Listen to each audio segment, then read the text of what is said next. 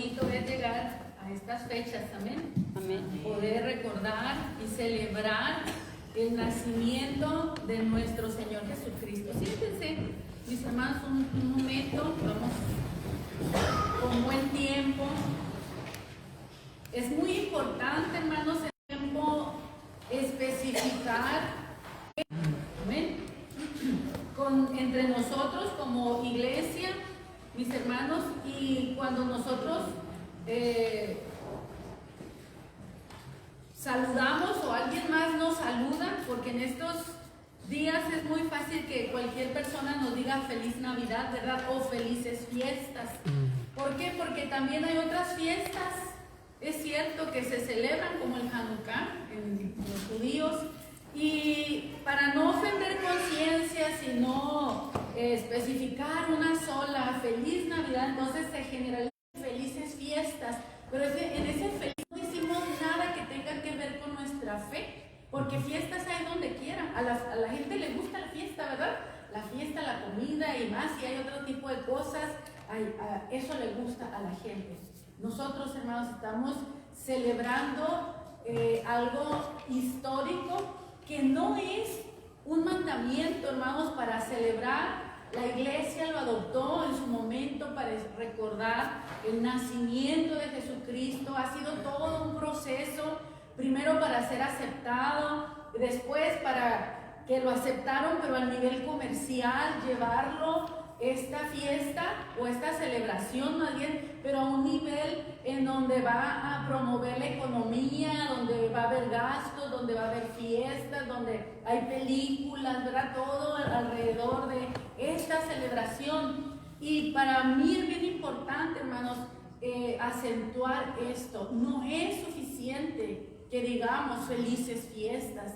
Y es más, término Navidad, porque nuevamente feliz Navidad sin entender qué implica que sea esta palabra Navidad. Lo entendemos algunos a veces de los que estamos en la iglesia, y a veces los mismos miembros de los que estamos en la iglesia ni siquiera sabemos bien a qué se refiere. Estamos celebrando el nacimiento de nuestro Señor Jesucristo. No es un mandato escritural, hermanos, hacerlo. Nosotros lo abrazamos, no, tampoco creemos que no sea propicio celebrarlo, pero el hecho que a nosotros sí nos mandaron a celebrar es aquel acto que nos recuerda su muerte, porque el nacimiento de Jesús es apenas el inicio del acto redentor de Jesús aquí en la tierra, porque el acto redentor está profetizado, hermanos, desde el inicio de la creación, cuando Adán y Eva pecaron y Dios prometió que mandaría a un Salvador que vendría, que sería hijo de la mujer, no hijo del varón, sino que sería hijo de la mujer. Y llegamos al nacimiento de Jesús, en donde Dios va a escoger una mujer para que nazca su hijo. Y esto es lo que yo quiero decir, mis hermanos, antes de entrar en el mensaje, en la predicación. Yo tenía pensado, tenía mis notas desde la semana pasada, para compartir y hacer una diferencia, mis hermanos, entre la celebración y la tradición, y entender cómo esta celebración que le llamamos de Navidad se convirtió en una tradición que todo el mundo celebra, pero que ya se separó de la fe. Y una tradición que ya no lleva fe, hermanos, eso ya no agrada a Dios. Recuerde que la Escritura dice: sin fe es imposible agradar al Señor. Entonces, una tradición sin fe no agrada a Dios. En muchas partes del mundo se está celebrando una tradición sin fe. Nosotros necesitamos celebrar esto con fe. Amén. Esto no es una tradición nada más, es nuestra fe, nuestra convicción de que nuestro Señor, nuestro Dios se hizo carne, habitó entre nosotros. Amén. No tenemos día, no tenemos fecha, no tenemos hora, nos unimos a la corriente en el día, mas sin embargo no es la fecha la que estamos anunciando, la que estamos predicando. Estamos anunciando el nacimiento virginal de nuestro Señor y Salvador Jesucristo. Hoy este es el tema, el nacimiento virginal. Ayer el Señor lo ponía así específicamente en mi corazón y dije, wow, yo no había pensado compartir esto. Yo tenía otros planes, pero me los cambiaron y voy a compartir lo que el Señor puso en mi corazón, que hable con ustedes en este día, pero les voy a invitar a que inclinen su rostro y oremos a nuestro Dios. Amado Dios y Padre, te damos gracias porque una vez más, un día del año, Señor, nos detenemos para celebrar el nacimiento de nuestro Señor Jesucristo, mi Señor. Entendemos que esta no es una práctica común, Señor, mi Dios, en las Escrituras, mas sin embargo, tampoco, Señor, mi Dios, las contradice. Pero queremos aprovechar, Señor, la ocasión para celebrar, Señor, nuestra redención, mi Dios, que inicia, Señor, con el nacimiento de nuestro Señor Jesucristo, mi Dios, ese proceso que Él vino a hacer la obra del Padre, mi Dios, para redimir a la humanidad, para establecer un nuevo pacto, para quitar el pecado en el medio, Señor, la separación que había entre Dios y los hombres. Señor, te pido sabiduría, entendimiento, el Espíritu de Dios sobre mi vida, sobre mi corazón, sobre mi mente, Señor, para que compartamos, Señor, tu palabra, Señor, y que ésta avive nuestros corazones, Señor, que nuestra fe, Señor, crezca aún más y más, Señor, al saber, Señor, mi Dios, que estamos cimentados y arraigados en la palabra de Dios, que es, Señor, la roca eterna, inconmovible, Señor, en el nombre de Jesús. Amén. Amén. Gloria a Dios. Hermanos, pues gracias a Dios que estamos aquí juntos para esta celebración. Abra su Biblia en Lucas capítulo 2, versículo 7. Vamos a leer solo un versículo. Ese versículo también lo encuentra en el pequeño, no es boletín, ¿verdad? Es el orden del culto, y que está hecho de una manera tan simple y tan sencilla, porque tiene también un propósito. Amén. Ustedes se fijaron que el del día de acción de gracias puse bastantes colores, y durante todo el mes estuve usando los boletines colores púrpura fuertes, y hoy no es un simple dibujo tan pálido, ¿verdad? Que apenas se nota. Esto también tiene un mensaje, hermanos. No está puesto sin un propósito. El texto que encontramos es Lucas 2:7. Dice, y dio a luz a su hijo primogénito, y lo envolvió en pañales y lo acostó en un pesebre, porque no había lugar para ellos en el mesón. Lucas 2:7. ¿Saben que cuando pensaba en esta celebración, en este día, muchas cosas vinieron a mi mente con bastante tiempo? Esta portada la tengo guardada desde el principio del mes, y el primer mensaje, hermanos, que venía a mi mente era compartir sobre la sencillez de la Navidad. ¿Sabe que está escrito en el libro de Isaías, y le veremos más inatractivo para que le deseemos? Amén. ¿Sabe que los colores llaman mucho la atención y son un factor para comprar algo a veces? Las pantallas de nuestros celulares emplean mucha luz, los colores son vivos, y todo eso también es parte de lo adictivo para nosotros. Nos gusta estar viendo, nos capta la atención. Una de las recomendaciones para una persona que quiere no tener tanto control del celular sobre la persona es que le quite los colores, que ponga su celular en blanco y negro, y verá que no es lo mismo querer estar mirando. Pero cuando nosotros tenemos algo atractivo a la vista, lo queremos seguir mirando. Y a Jesús, hermanos, se le miró sin atractivo. No había, dice en él, atractivo para que lo deseemos. De hecho, hermano, ni siquiera su nacimiento estaba rodeado de luces de colores. Ahora en este tiempo adornamos con colores, todo es muy bonito, pero en aquella noche, hermanos, lo único que brillaba eran las estrellas. Era una noche, mis hermanos, como cualquiera. las estrellas no cambiaron de color, solamente se manifestó aquella estrella también para representar, o más bien para guiar, para dirigir hacia Jesucristo, ¿verdad? Pero no era una noche, hermanos, llenos de colores, sino que era algo simple, era algo sencillo. Esta sencillez, hermanos, tiene el propósito de decirte, hermano, la Navidad es simple, la Navidad es sencilla. Nosotros somos los que la llenamos de muchas cosas, ¿sí? De luces, de colores, de banquetes, de cosas, mis hermanos. Y tenemos que ser capaces de, no te lo quiero quitar. Imagínate una Navidad que de pronto no tienes las cosas que se emplean para celebrar la Navidad.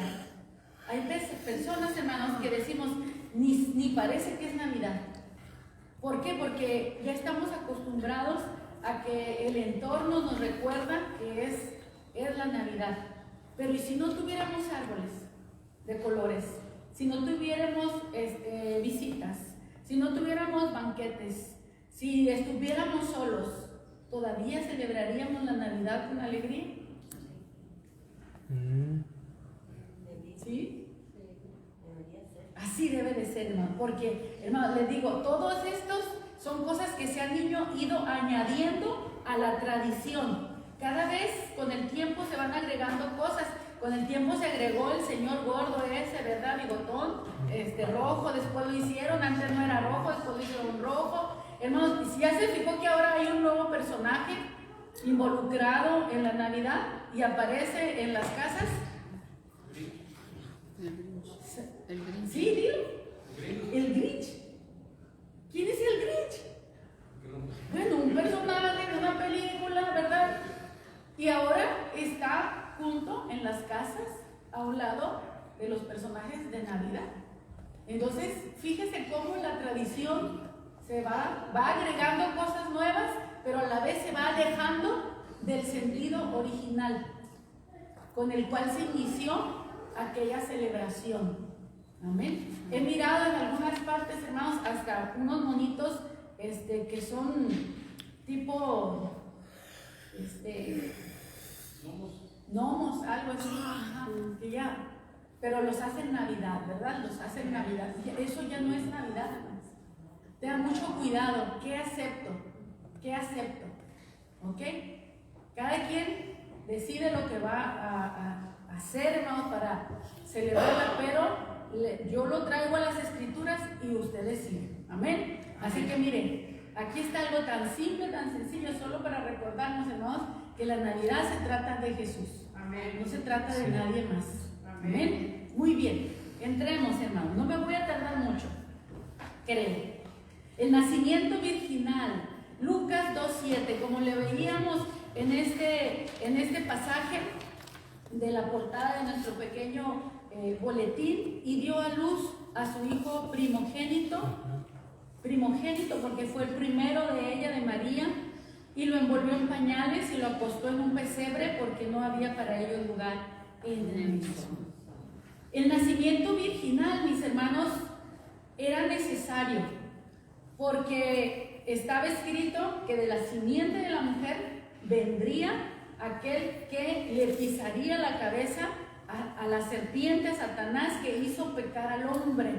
Y de la mujer, hermanos, nacería aquella persona que venía para rescatar al hombre de sus pecados. Entonces, el nacimiento virginal no es, fíjese muy bien, no es para exaltar a María. El nacimiento virginal no es para exaltar a María, ni tampoco la estamos denigrando.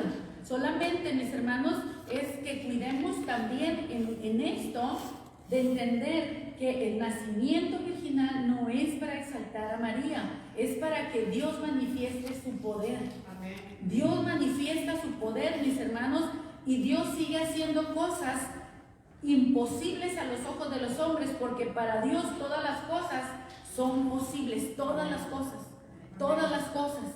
Dios sigue trabajando y haciendo cosas nuevas. Jesús dijo, mi Padre hasta hoy trabaja y yo también trabajo. Amén. Dios sigue haciendo milagros, Dios sigue haciendo señales, Dios sigue haciendo cosas, hermanos, que oído no oyó, que ojo no ha visto y que ni siquiera han subido al pensamiento del hombre, que no se imaginan. Dios sigue haciendo cosas así, sorprendentes, maravillosas. Cuando Dios quiere glorificarse, hermanos, hace algo que nunca se ha visto. Amén. Y por eso sabemos, hermanos, que fue Dios, pero otros dudarán que fue de Dios. ¿Confías en el poder de Dios? Hagamos aquí una pregunta. ¿Confías en el poder de Dios? Yo quiero, hermanos, poder llevar a una aplicación personal lo que nos enseña la Escritura, los personajes de la palabra de Dios. ¿Confías en el poder de Dios? ¿Hay alguna situación que para ti sea difícil en este momento? ¿Hay algo que parezca imposible y que a lo mejor ya hasta dejaste de orar porque piensas que no tiene ni caso siquiera orar porque es algo demasiado difícil? Te hago una pregunta, ¿habrá algo imposible para Dios? Para Dios todas las cosas son posibles. Y dice la Escritura que para el que cree, también todo es posible. Y podemos ver la gloria de Dios si tan solamente creemos. El nacimiento de Jesús, hermanos, está entonces situado en una situación en donde era imposible a los ojos de la ciencia, a los ojos de los seres humanos, que una mujer sin un varón pudiera dar a luz. Pero precisamente esto venía de Dios. No hay nada nuevo debajo del sol, dice el libro de Eclesiastés.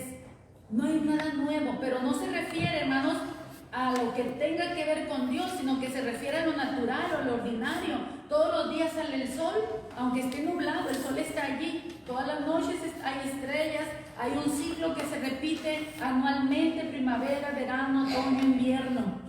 ¿Sí? La lluvia cae del cielo, regresa arriba y vuelve a bajar. Y así a eso se refiere, a esa vida ordinaria, que no hay nada nuevo. Pero Dios, mis hermanos, está fuera de lo natural. Dios no está limitado por lo ordinario, por lo natural. Lo podemos ver a lo largo de las Escrituras. Si Dios quiere, le saca agua a las piedras. Amén.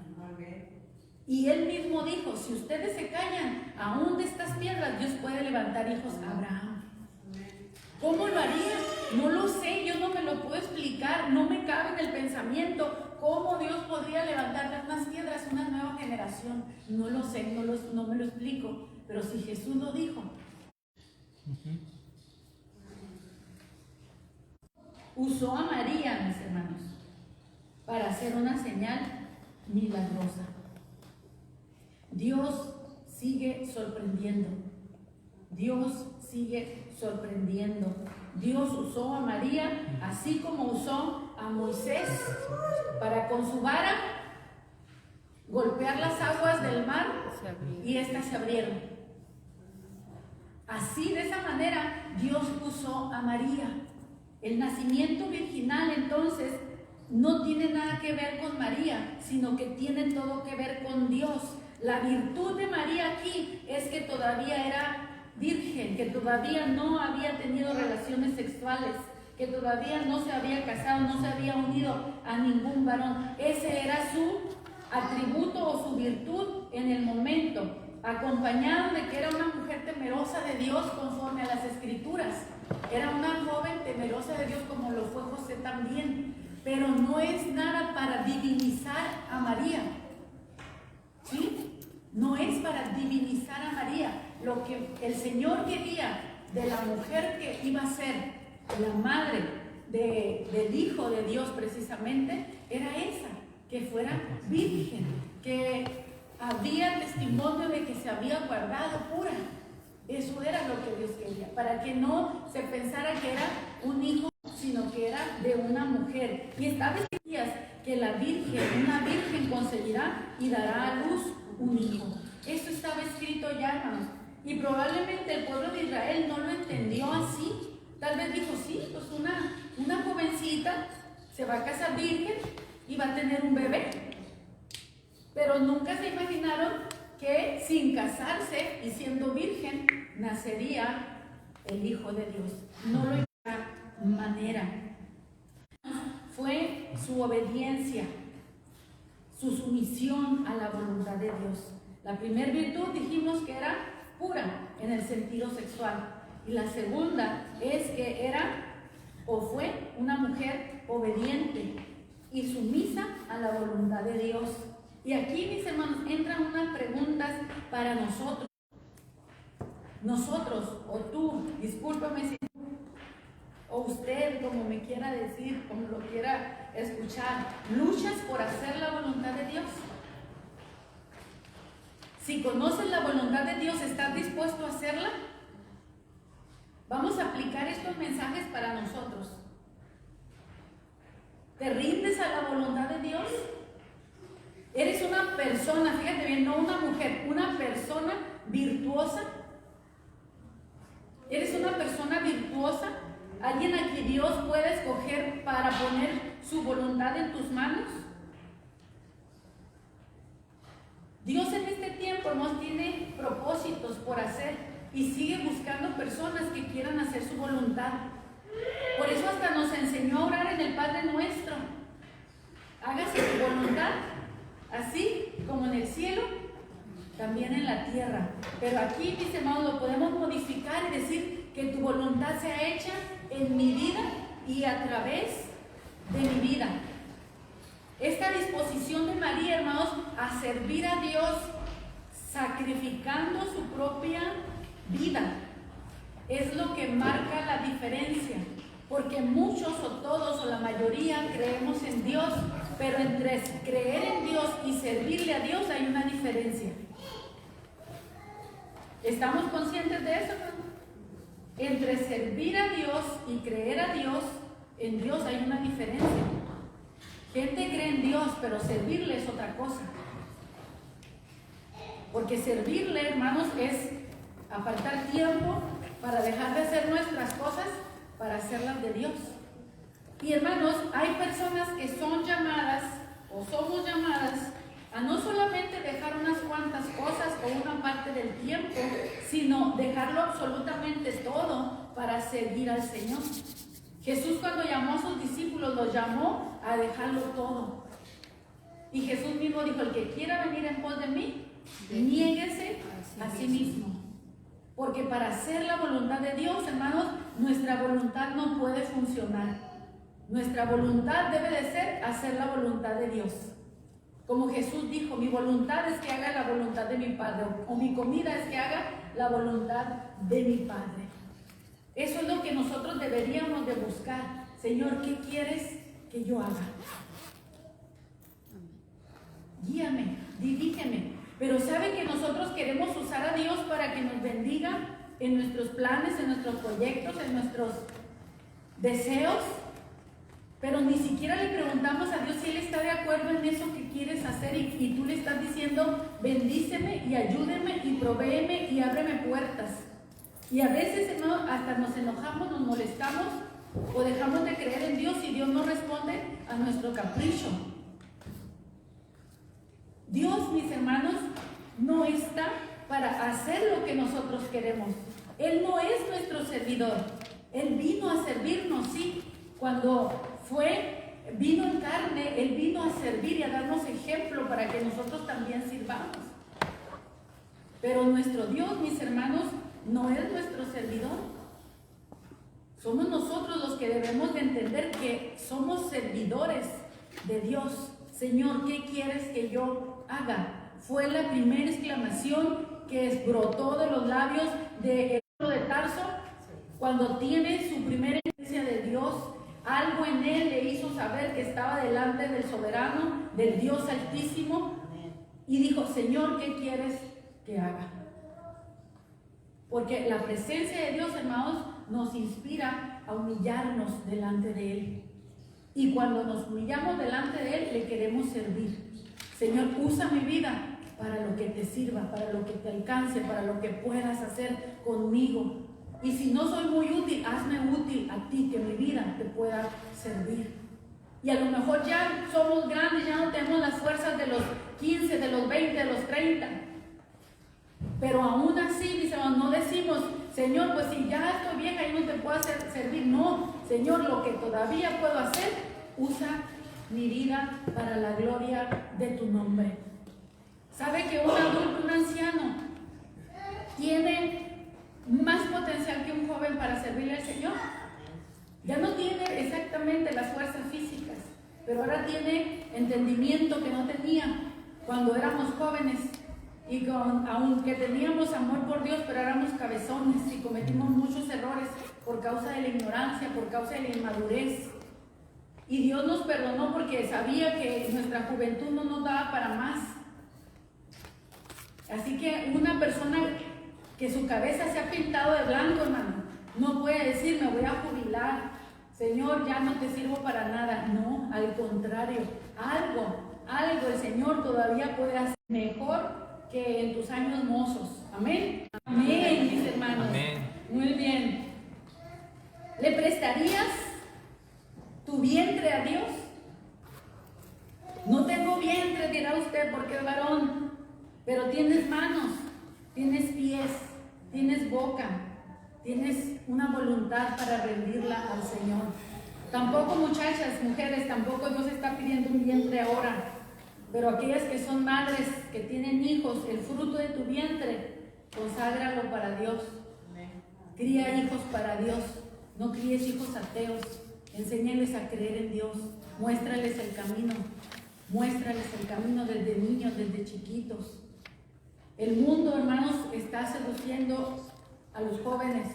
El mundo está llamando a darle la espalda a Dios. A eso está llamando el mundo.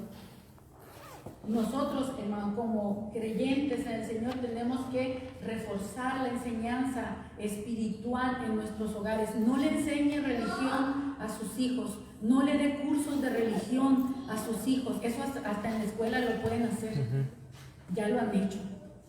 No enseñe religión a sus hijos, enséñele espiritualidad, enséñele comunión con Dios, amor a Dios, pasión por Dios, fervor, una vida íntegra. Eso enséñele, principios, valores que se arraiguen en su corazón, en su mente, que el mundo no los pueda desarraigar. La Escritura dice, hermanos, que la persona que nace o crece en la palabra de Dios es comparada a un árbol que está sembrado, plantado junto a corrientes de agua. Vendrán tiempos de sequía, pero ese árbol no se va a marchitar, sino que seguirá dando fruto, aun cuando venga un tiempo de sequía, porque ahí abajo, aunque encima no se vean las aguas, abajo hay corrientes, abajo hay humedad, en donde el árbol sigue nutriéndose, bebiendo. Y así nosotros, hermanos, aunque estemos en una generación seca, en una generación, hermanos, que quiere matar la vida espiritual, la fe verdadera, nosotros podemos seguir bebiendo del agua de vida, porque tenemos la palabra de Dios en el corazón. ¿Permitirías que Dios cambie toda tu vida? Cuando te digo, ¿prestarías tu vientre a Dios? ¿Qué fue lo que hizo María? Prestó su vientre, sí, pero ¿y después qué? Convertirse en mamá es un compromiso de toda la vida. Por eso, jovencita, jovencito, piensa antes. Un hijo es un hijo desde el momento en que ¿cómo se dice la palabra? Se concibe, se fecunda, iba a decir, pero es una persona, es un alma viviente ya. Ahí está, ahora es una formación, no es para jugar, la vida no es para jugar, el sexo no es para jugar. ¿Prestarías entonces tu vida a Dios? Él la cambiaría totalmente. Él la cambiaría totalmente, como cambió la vida de María, totalmente. Me llama la atención, hermanos, que en el boletín, en el texto dice, y no había lugar para ellos en el mesón. Desde el momento en que tú te conviertes al Señor, ya no hay lugar para ti en el mundo. El mismo mundo te va a orillar, no te va a aceptar. No busques la aceptación del mundo. Seguir a Cristo, mis hermanos, verdaderamente es sufrir el rechazo de la mayoría. Dice la Escritura, mis hermanos, Por eso el mundo no nos conoce, porque a Él tampoco. El mundo no conoció a Jesús cuando Él no estuvo en la tierra. Y cualquiera que quiera seguir a Cristo, hermanos, el mundo te huele. Y dicen, este huele a que no es de los nuestros. Y te van a rechazar. Y se necesita ser valiente para ser cristiano. Por eso dice la Escritura que los cobardes no entrarán al reino de los cielos. Un hombre dijo, por poco me persuades a ser cristiano, pero fue cobarde. Y no estuvo dispuesto a sufrir afrenta por causa del nombre de Cristo. Recordemos que Dios tiene poder, en estos cierro el mensaje, hermanos. Recordemos que Dios tiene poder para hacer las cosas que Él quiera hacer. Amén. Él tiene poder para hacer lo que sea. Amén. ¿Engendrará una virgen? Lo hizo. Amén. ¿Una piedra puede dar agua? Amén. Lo hizo. ¿Se puede dividir el mar? Lo hizo. ¿Y qué más cosas Dios no puede hacer? ¿Resucitar muertos? Lo hizo. Dios puede hacer lo que Él quiera, cuando Él quiera, con el que Él quiera. Miren, Dios se revela a personas que sabe que harán lo que Él quiere. Dios, lo voy a repetir con otra palabra, Dios se revela, Dios se manifiesta, Dios se da a conocer a personas que Él sabe que van a hacer lo que Él quiere, que van a hacer su voluntad. Dios sabía que María iba a aceptar el mandamiento de Dios, por eso Dios se reveló a ella. Si tú dices, yo todavía a mí no se me ha manifestado Dios, a lo mejor porque sabes que no estás dispuesto. Pero el día que digas, Señor, yo estoy dispuesto a hacer lo que tú quieras, te aseguro que Dios no va a llegar tarde a tu vida. Amén. Mire lo que dice Hechos 13:22, y con esto termino. Hechos 13:22. Quitado le levantó por rey a David. ¿De quién va a hablar? De David, ¿sí? El rey David, de quien dio también testimonio. ¿Quién dio el testimonio? Dios. Dios levantó a David para que fuera el siguiente rey, o sea, el siguiente rey después de Saúl, y también dio testimonio. Dios dio testimonio de David. Imagínense, ¿qué dijo Dios de David? ¿Qué dice Dios de ti? ¿Qué dice Dios de ti? ¿Qué dice Dios de mí? ¿Qué dice? Dios dijo de David, he hallado a David, hijo de Isaí, varón conforme a mi corazón, quien hará todo lo que yo quiero.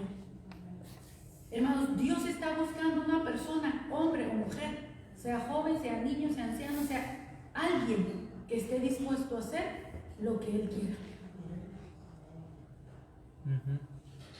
Y que eso nos recuerde esta Navidad, hermanos, que Dios busca personas que estén dispuestas a prestar su vientre, que estén dispuestas a entregar su vida para hacer la voluntad de Dios, para que Dios use nuestra vida, mis hermanos, para servirle.